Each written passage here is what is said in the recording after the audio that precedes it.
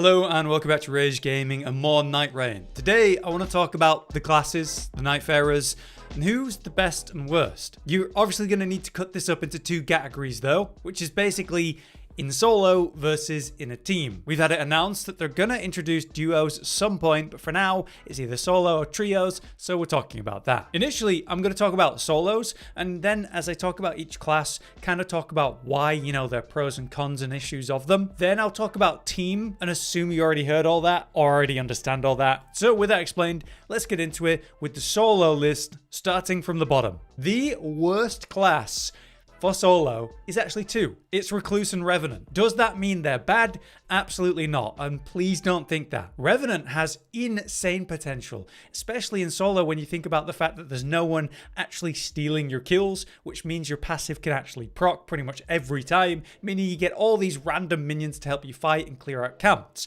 Revenant is undeniably strong in the early game thanks to that passive, especially in solo where it's a lot more relevant. Revenant's actually really good at clearing out weak enemies in camps. The problem with that is that what you're supposed to be doing is maximizing your time for things that give you souls and something else. So if you're spending any time killing weak enemies, you're only getting those runes, the souls, that's it. And she's really good at that, and that's not exactly what you want to be doing. So she has scaling relevance with that passive, of course. Some bosses are a bunch of weak enemies, and that's phenomenal in this example. She's also super low health, very FP dependent, skills great with faith and not amazing with intelligence. So you're very pigeonholed into a specific playstyle. In many cases, you have to use your starting weapon because of that, which means you have to ignore a lot of RNG weapons that could be good for other classes. And so with Revenant, you're very likely to get a bad run in terms of what's offered to you. Also in solo, you don't have an ult that's incredible for reviving and helping your allies out of a bad situation, of course. But you can use it as a self buff, and when you use that ultimate, it does enhance your summons and their movesets. So it's still very relevant. I would argue that she has quite a high skill floor just because she's so easy to be killed. But by using the right summon in the right moment and playing around her toolkit, finding the right faith-based incantations and weaknesses for the Night Lord, or something awesome like the Coded Sword, there is a lot of potential here. So that's to say that again, there is no bad class for any content in this game, but she's definitely one of the hardest to make work in solo because of these issues. A lot of the similar stuff could be said about Recluse, who is really good in a team of course, but solo, it's a different story. During those longer cast animations, for all kinds of spells, you leave yourself very vulnerable. Once again, she is a caster, so very squishy, very easy to be 2-hit or 1-hit in some cases. But compared to Revenant, at least she's a lot more fluid. So if you find really good incantations and a strong playstyle around faith, Recluse can work because for some reason she has S scaling in faith, but at the same time she also has S scaling in intelligence. So if you find any sorcery related stuff that's good, then she can actually run that and do great with it compared to Revenant. The problem with Recluse is that she doesn't have summons and passive summons that might spawn in to take aggro off you in solo. All the pressure is on you, and now you don't have allies using different element stuff to actually trigger your weapon skill. It's basically purely on you and the enemies you're fighting. So your main weapon skill is noticeably cut into in relevance. So once again, she is not a bad class at all and can work really well in solo, but there's just a greater amount of pressure on her because of it. Above that, we have Guardian, who ultimately is fine and quite reliable in solo. You've got the biggest health pool, which is a major thing in solo play. And you get to really dumb down the combat because you've always got aggro where you're trying to fight for it in a team. So, you can do the reflect strategy with blocking very well. Interestingly, Guardian isn't too far off Wilder in the scaling aspect of things, where he scales with quality, can do okay with strength, slightly worse with dexterity, overall worse than Wilder at both of these things.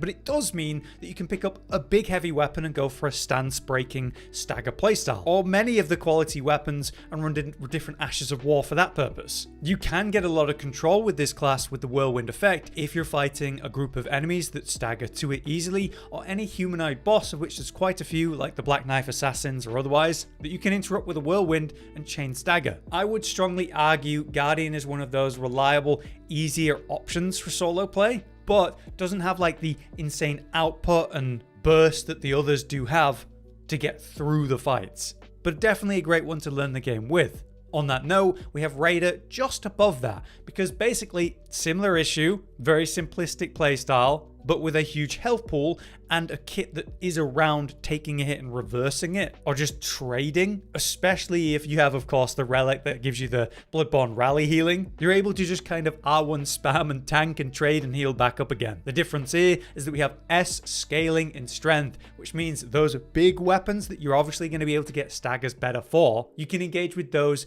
better than everyone else, getting more output from them. And in solo play, not only do the enemies have less health compared to trios, but their poise is lower too, so you're able to more reliably and sooner stagger them, which means the Raider gets an immense amount of value from that. So whether you're going charged heavies, whether you're trading hard with spamming R1s, or maybe you're going into Ash of War spam or jump attack spam, you will find lots of passives for these different playstyles, one you just pick and engage with. But I do think it's an issue that it's basically a very one-note style of class. Having said that, you could also pick up one of the bigger bows, the great bows. They scale with strength, so actually Raider can use those for some ranged DPS.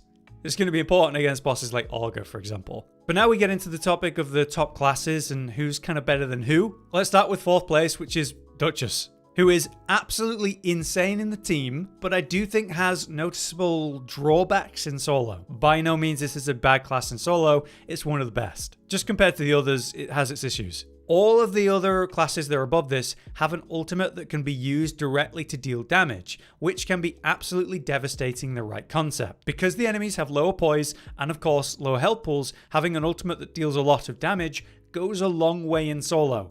Duchess literally doesn't have that. She just has a AoE stealth, which to be fair can be used to iframe dodge certain attacks, which is really cool, and you get to go invisible and lose aggro to get off a quick combo before it realizes where you are. This is still really useful, but not as impactful as other ultimates we're going to talk about. She's also going to engage heavily with daggers, right? She has a unique moveset for that. She scales okay with dexterity, which means using other weapons that scale well with dexterity, like straight swords, rapiers, and that kind of thing. These also work well. As a kind of hybrid class though, she does scale pretty damn well with intelligence, so you'll be casting sorcery-based spells whenever you can. A nice mix of the two seems to work best, where you're using the dagger, or otherwise, to deal decent melee damage, successive attacks and leaning into builds around that, generating FP by doing attacks with your melee weapon, then spending your FP with the spell casts, which can be great for bursting out DPS, and of course, rewinding it and doubling it with the weapon skill. This burst from the weapon skill goes a long way and is why she's up here really. She's able to generate her own big potent windows of burst and then double it, which has greater effect in solo where the enemies have less health. Not to mention, as a class, she does have the Bloodborne-esque dash, which has better iframes by baseline, and the double dash feature of that, which is just so good for evading mechanics and staying alive. Duchess is one of those classes that I just have such an easy time dodging mechanics and attacks because of that, and I think that's pretty damn phenomenal. But who have I put above that? Well, let's start with 3rd, which is Executor. The reason Executor is up here so high is quite varied, but there are some downsides to it as well that I actually hope get buffed. Let's start with the fact that you have aggro all the time in solo, so your parry tool, your weapon skill, the cursed sword, actually matters. You're able to reliably parry most things, and hilariously, it works against AoEs, element attacks, missiles, and that kind of thing, which is cool. But the problem here with this skill, and why it's not as good as it might first appear, comes down to its scaling and status. For some reason, it just doesn't work like your main weapon. So if you've got like massive bleed or poison or rot or like a holy element based on the Night Lord's weakness, none of that matters for the parry sword. It doesn't get any of that for some reason. So you are nerfing your damage massively the moment you pull out this parry tool. It's just undeniably useful to be able to parry certain enemies and certain attacks rather than try to dodge them. So there's plenty of value in there, but you lose a lot of DPS potential because the Executor is the best status spammer in the game. So triggering a ton of bleeds or otherwise goes great with the S-scaling arcane. This helps you proc things like poison, rot, ice, and otherwise super quick too. So you actually have immense DPS potential on this class with the right build. You just need to make sure that at very least you have an offhand that you're able to pull out for the Night Lord that it's actually weak to. Not that hard. The ultimate is absolutely incredible for solo too. Not only do you activate it and get double health, but did you realize that it's a full heal as well? So it's a whole flask use every time that you use this ultimate, which can be timed for that purpose. It might not have the best DPS out of all the ultimates, but it's still decent, but it also causes this immense amount of poise break, like stagger buildup. So you're able to go into the wolf form, hit the boss, cause a stagger, leave the ultimate, actually maintain some of its charge to do it again sooner, and then take that critical hit. And it's undeniable that with Executor, the better you are at the game, the more value you get out of it. Thanks to the parry tool, of course. But above that, at first and second place, kind of fighting for the top spot, it really depends, is Wilder and Ionai. Wilder is your universal all-rounder. Ionai is considered the best class in the game overall by a lot of people. Why? Well, it's because Ionai is this reliable, very easy playstyle where you're able to fight from range. And so many attacks of a boss, the enemy you're fighting, are completely mitigated by the fact you're fighting from distance. You're still able to evade, but if you get in a tight situation, you have your weapon skill, the Mark, to dash, evade, deal damage, and debuff the enemy at the same time. It costs no stamina to do, so even in those tight situations where you've just done a load of combos and a load of attacks and you've run out of energy, you can still use the skill to get out of that. You can also iframe with your ultimate and hold it to charge a bigger hit that has more longer iframes too if you need to. It penetrates all targets, so it's insane for clearing a pack of enemies or hitting a boss and everything behind it. And if a target has multiple hitboxes, like say the giant golems and their weak spots, you can deal hilarious burst with that too. Awesome details around Ionai is the fact that you could have 2 charges of your weapon skill, so 2 evades if you got the right relic set up. You're able to pop the Mark easier in solo because it requires less to do so, which is going to mean a big burst of damage and a stun. And he's got great dex scaling, so you're able to use an offhand weapon that focuses probably on dex for say the weakness of the target, a useful Ash of War, or just a reliable way to burst out some more damage. And you have unique crits and stun animations because of it if you actually aim with the Ionai. Remember, you can do that if you two-hand, and shoot the enemy in the eyes or the head. People still don't use that for some reason. It just goes a long way, especially when you're learning the game. But personally, I believe Wilder is still the better option. Why is that? Well, it's because Wilder never really has a bad run, and that's important in solo. Because of his quality scaling, a strength B dex, you can find a strength weapon and pretend you're Raider with a big 2-hand weapon.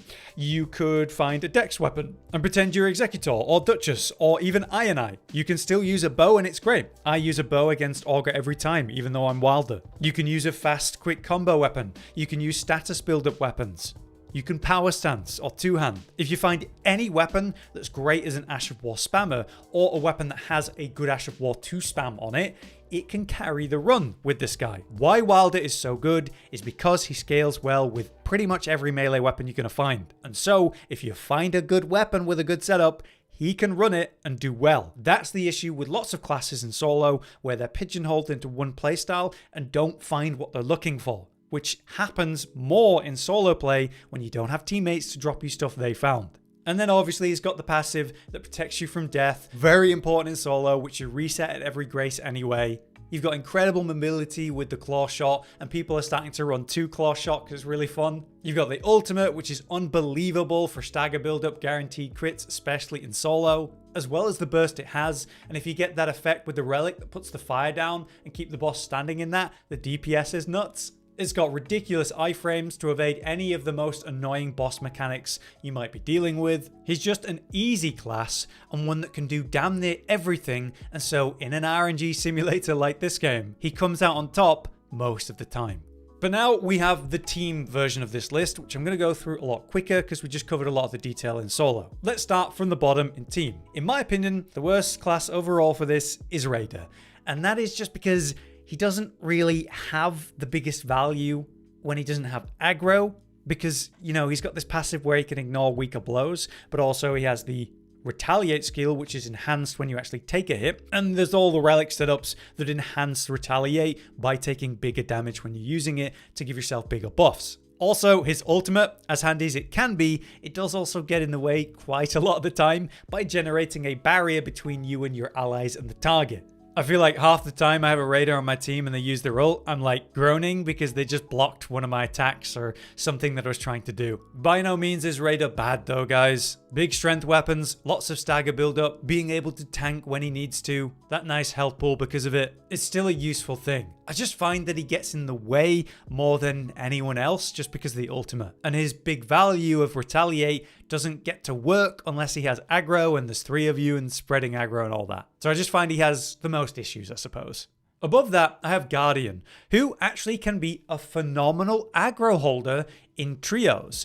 If you do that, you let the others of the team DPS more than normal, which is really high impact. Problem is that Guardian has very low impact when he's not actually holding aggro, because he doesn't have nearly as good scaling as everyone else at any specific thing. I will say that his Whirlwind again is unbelievable for CCing humanoids of any kind with the Whirlwind skill, with the relic set up to enhance how long that lasts. That's amazing. His ultimate's great too. In dire situations, you've got one of the best reses in the game. If you charge it up, that's great protection for free DPS for the team. I just find that you end up holding the ultimate too long on average because of that concept, where everyone else is using their ultimate almost on cooldown or very often. Guardian ends up holding the ult for nearly the whole run at times. Still, it is cool that you can self-res yourself by doing it just before going down. And with the right relic setup, you can greatly increase the chance that you actually get aggro while doing your special block and reflect the damage to those attacking you. When it works, it really works. It feels great. He isn't there for the DPS, he's there for your utility, and the utility feels like it works sometimes and sometimes doesn't. Above that, we have Revenant, who feels like she just kind of starves sometimes. Like in some runs, you get what you're looking for in regards to faith, the incantations, and the scaling options. But sometimes you just don't find what you need, especially when it comes to the final boss and the weakness. You don't have a reliable damage source. If you don't have a proper setup to restore FP, you are going to run out of FP in the Night Lord fight, and then just have very little output because of it. Sure, sometimes you can find a coded sword and have an insane run, but it's pretty rare. You can use her ultimate in an offensive way, where you're buffing up your allies and preventing them actually going down, which is awesome. And you can save the day with that big AoE ult to revive people even when they're triple down. If you do get the incant options that are good for what you're doing, then the DPS can be great. She can also just be a really reliable support for the team, whether that's like the auras, the buffs for allies. She definitely has a higher skill floor in my opinion, but the rewards are definitely there, putting her roughly in the middle of the pack. Above that, at 5th and 4th place, I have Recluse and Wilder kind of fighting for the same spot. Wilder, as before, ultimate Ash of War spammer, a great interrupter, stagger build-up, one of the easiest and most forgiving characters. In a team, he's always good. He doesn't have the highest DPS because he can't focus on any one thing as good as others, but like I said in the solo thing, he's really hard to have a bad run because he scales with most anything. And especially in trios where you've got extra drops and people dropping things others need, Wilder's gonna have a good run every time. He's just not the best at any one thing. By comparison, Recluse feels amazing in a team compared to not feeling nearly as good in solo. She's actually able to get way more value out of a weapon skill. Now you have team members that are actually using different elements, so generating your weapon skill way quicker and more often. You're able to get way more value out of your ultimate because everyone's attacking and getting their FP back and health. Take Wilder, who can be a great Ash of War spammer. He has quite a small FP pool, so he runs out of FP and that's it. He's got to restore it somehow. The Recluse can be the key component in that with her ultimate. Recluse is going to get way more value as well out of, say, her faith scaling or intelligence scaling because, you know, your friends can drop you what they find. And if you get lucky and find something good, you can have some of the highest DPS through spam spellcasting or otherwise, which is phenomenal. But of course, she's still squishy and will lean heavily on her team to create those opportunities. Right above that at 3rd, I put Executor. Again, this pretty much comes down to the fact that he has S Dexterity, S Arcane. Whatever dex weapon you're going to go for, he's going to do great. And if you have a status behind it, it's insane. He can worry less in this context about being the one guy with the right element against the boss and just focus on status spamming, which encourages him to say double curved sword, bleed spam, poison build-up, cold build-up, rot build-up, both. Maybe he gets 2 twin blades and starts jump spamming for hilarious build-up. The point is, in this context, Executor can be the reliable DPS core of the team, absolutely spamming out his attacks and worrying about basically nothing else. He's also incredible in a team when he ults. You know, he can do an AoE roar that's insane for reviving even multiple downed teammates, even multi-downed. In dire situations, he can give himself a full heal and just attack your allies to get them back up. Obviously, he can also poise break amazingly in the ultimate form. He gets significantly less value out of his parry playstyle option, of course, with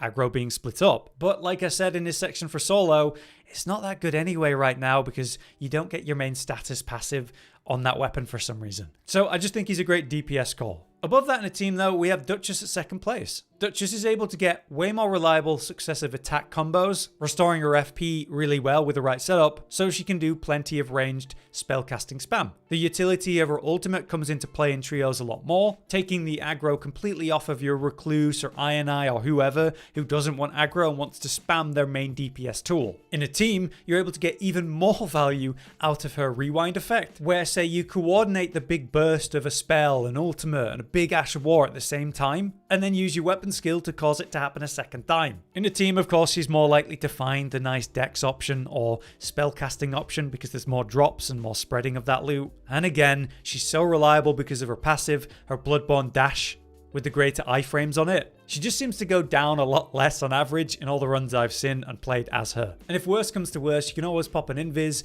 and then bring your allies back up while you're completely safe, the boss has no idea where you are, and you just start slapping your teammates back up. She's just great in every team situation. But above her, at first place, I have Iron Eye. Again, the lower skill you are, the more value Iron Eye has, especially in a team. By simply marking targets with your skill, they're taking increased damage from everyone, and that has an immense impact throughout a run. Not only that, but when it pops, it gives you that little stun, which is another DPS window. You can time an intentional interrupt with the ultimate as well, for another DPS window. That ultimate can be used in really clever ways, where, say, you carefully position the shot to be hitting a boss or a target, but it penetrates through your allies or through the target and into your allies to bring them straight back up even when they're super triple downed, all in one shot. There's immense value in your ability to always deal DPS, say when you're dealing with Augur, but also say in the insect fight when you're dealing with the Moth at the same time. His passive, meaning you actually find more items, has immense value for the team during a run as well, making it more likely you actually find good items. And all of it just requires very little input or skill on the part of the player. Just having an Iron Eye on the team